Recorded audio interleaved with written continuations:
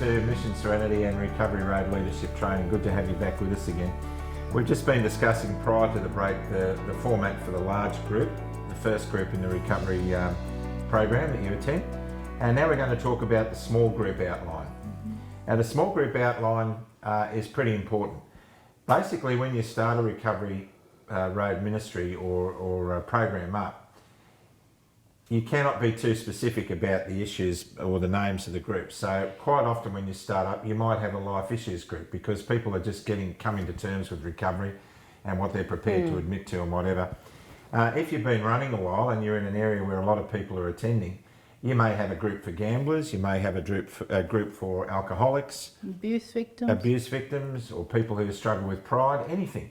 Then you can split off. But generally when we start out, it's always a small group on life's issues. And that seems to keep most people comfortable. So let's pretend now that the large group is finished and everyone's broken from the large group meeting area to go to their small group room, which is nice and quiet and the right temperature and set up for them to attend to keep them comfortable. So Kim, you run the men's small group at your church. Would you like to lead us through what you'd be saying in that situation? Yeah, look, we go into our room and we just make sure we've got our tissue box there, and I have a little folder that has the guidelines in it and some questions to ask. It's important to have those questions ready before you go into the group. And they pertain to the lesson that we've just done. And without them, you really can struggle a little bit to keep the sharing going, the momentum. So where would you find those questions? Well, at the end of each lesson, there is 3 pertinent questions that revolve around that lesson. Okay. Or revolved on the 8 principles or the 12 steps. Yep. Once we're all seated, we'll introduce ourselves, and we start with, my name is Joe Blow, and I'm got such and such a problem, and I'm a believer in Jesus. For me, I just go, my name's Kim, I believe in Jesus, and I struggle with the after effects of 30 years of drug abuse. And then we all introduce ourselves and share what roughly our struggles or problems are. And then we'll open with a prayer. We either say, I would open with a personal prayer that involves everyone, or we'd say the Serenity Prayer. Or you can do vice versa. End with a prayer or end with the Serenity Prayer. And sometimes you can ask one of the participants if they would like to pray at the end. Now, after we've had the prayer, we would then do the guidelines for the group, which are very important. And there's 5 guidelines, and if you want, I can read those. Great. Yeah, sure, that'd be great. And after each guideline, I ask them, do they understand it? Do they need any clarification? And I'll read them so you can understand what they are. Because there's a couple here that do need some clarification the first couple of times. So these are like the rules of the game, aren't they? These are the rules of our small group. And they're both the same for the ladies group and for the men's group. And these are the important things that give those people confidence, safety, and a knowledge that whatever they share is in a confidential environment. Safe place. So that's one of the rules, is confidentiality. But let me go through the first one of these guidelines, and that is keep your sharing focused on your own thoughts and feelings. Limit your sharing to 3 to 5 minutes. This gives every participant an opportunity to share if they wish. If time allows you, you may share more than one per session. It's important that they share their own thoughts and feelings, not talk about other people. And that's very important, to make sure they talk about themselves. not their wives or whatever. Not their wives or their girlfriend or their brother or sister or mum or dad. What they are, they can only talk about your own thoughts and feelings, because you can't talk for other people. So that's very important. And so they've got to limit their sharing to 3 to 5 minutes. Now the second guideline is there is no crosstalk. Now crosstalk is when 2 individuals engage in conversation excluding all others. Each person is free to express his or her feelings without interruption. Other participants should avoid laughing or any other form of communication that breaks the share. allow people to cry without touching them or handing them tissues, etc. Again, a very important thing, Amen to that. okay? Because even giggling or laughing, whilst it has appropriate times, in the sharing part, it's not appropriate. Or gasping. Or gasping, or Anything that can be sighing, perceived as a Yeah. judgment.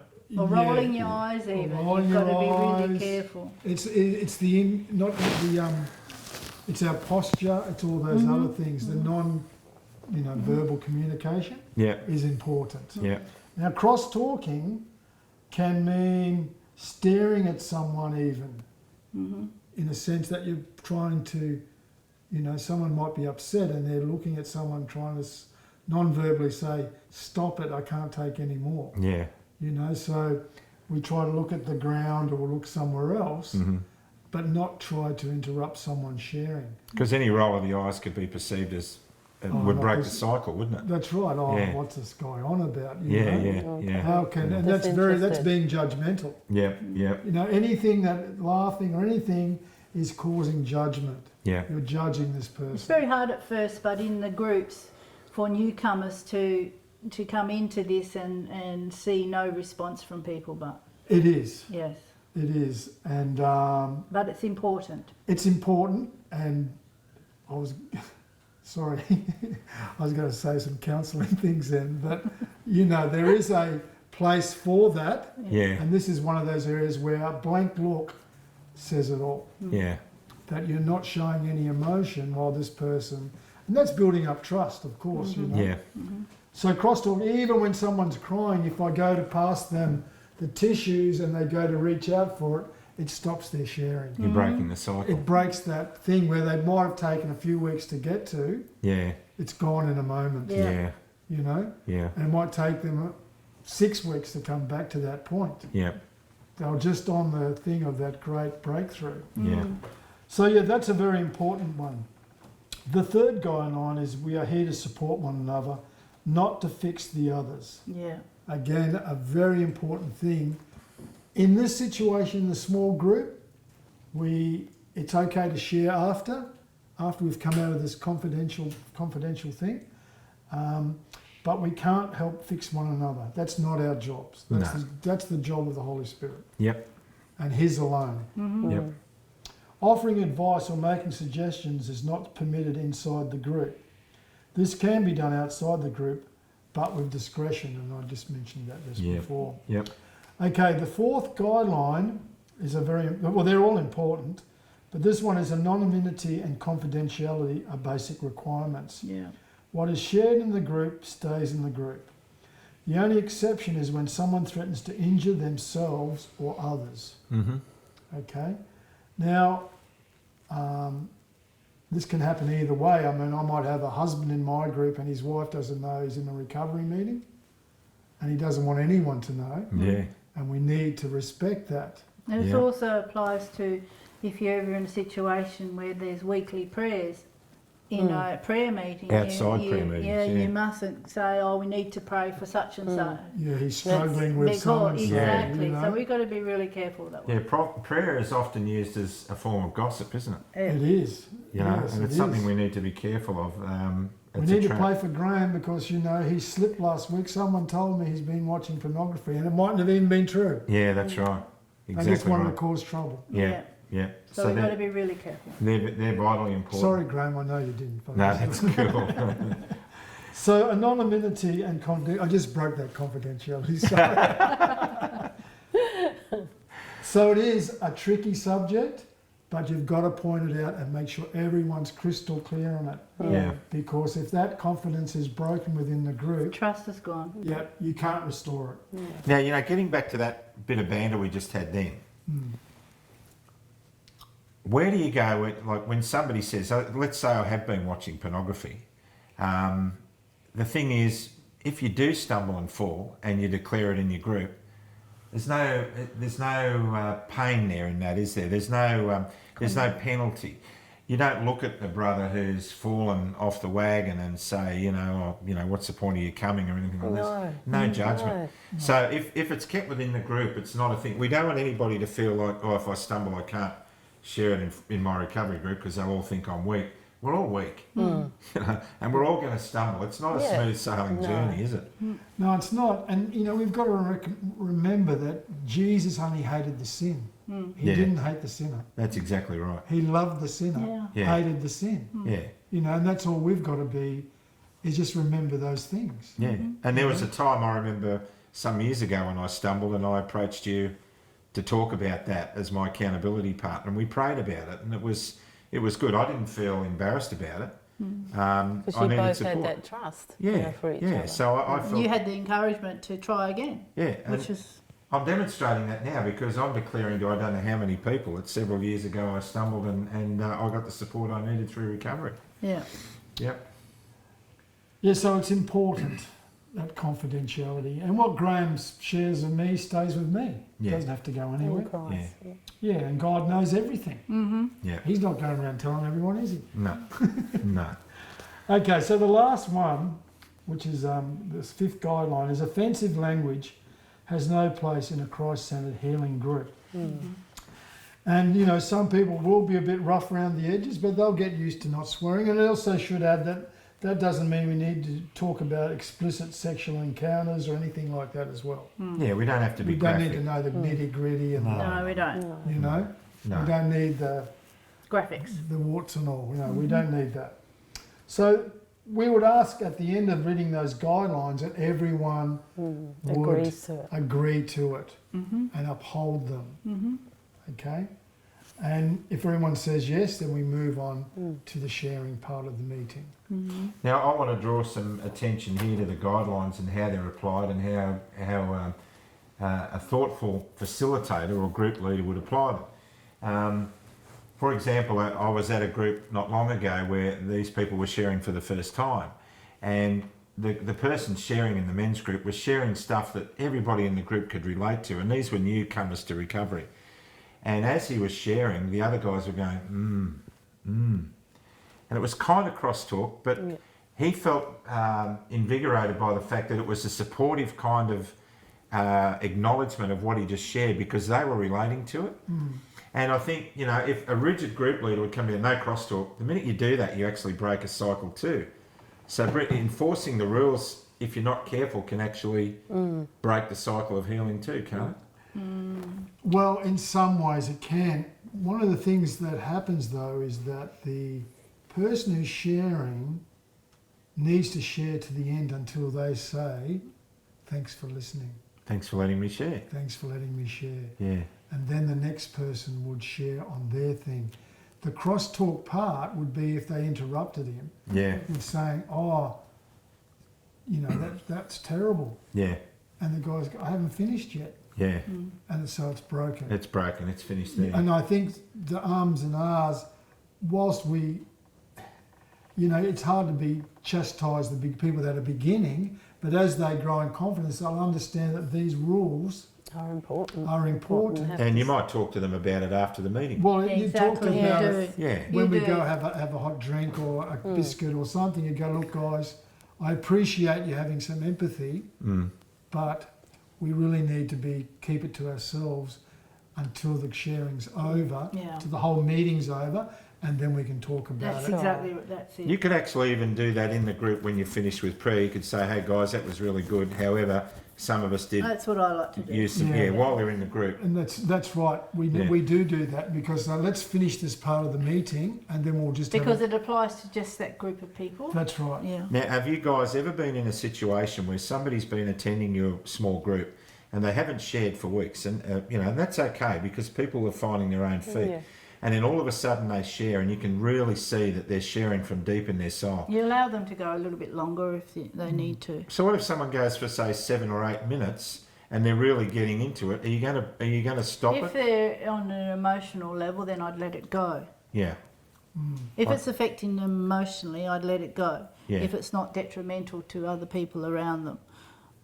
yeah, okay. So, what we need to be very careful of is if somebody is sharing for the first time, sometimes we need to apply some leadership and flexibility. Yeah. And explain later maybe But to the it's group. very dependent on what they're talking about. It's Yeah. very dependent on what they're discussing. Because if they start going off into, yeah, you got to be really careful. Yeah. If they go off the rails, but if they're talking about their themselves, they're not talking about anyone else, and they're really obviously evolving as they go. I think, well, when we go into a small group, you got two people that one's a leader, one's a co-leader. Mm-hmm. And in that instance, with somebody who's, you know, who goes Very a lot longer, emotional, and that, you know, I think, you know, the co-leader and the leader would say, you know, sort of give an eye contact to say, just go over and, you know, maybe, you know, just have a chat. Maybe she wants to talk somewhere else, you know, Yeah. so that It's Yeah. applying common sense, isn't it? Yeah, it is. So It all is. of this stuff is really common sense, isn't it? Really, I mean, we've got to take each individual case on its Yeah. merits. Yeah. But that's fine. You learn how to do that. Yeah. That's all fine. It's Well, dependent. the spirit leads us Yeah, too. the doesn't spirit it? has to Yeah. lead, and it also can be dependent. On the- I've had both. I've had people where I've had to curtail, Yeah. and they've been at an emotional level, but I've had to curtail it.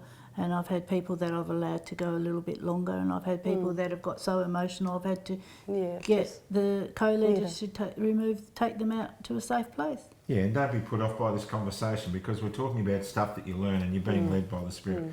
Now, lastly, because we've got to wind this one up, if someone's going over time, for example, what methods do you guys do to bring it to a close without embarrassing them? Well, it's again, it's different horses for different courses. If because we have a relationship with these people, I might just say, you know, time's going on. We need someone else to share. Yeah. You know, you've had your not. I would talk to them after the meeting, or after we close that part of the meeting. We would talk about it after that. You know, we do have the guidelines. We've all agreed to 3 to 5 minutes, Yeah. or 3 to 4 minutes, or whatever. But you know, as we shared, and you know, some people have a penchant or always want to go over time because of whatever their compulsion is, or Yeah. they're just that way. Oh, they're the But- ones you've got Yeah, to and be we careful. go after the meeting. We'll go, look, you know, you agreed to these rules.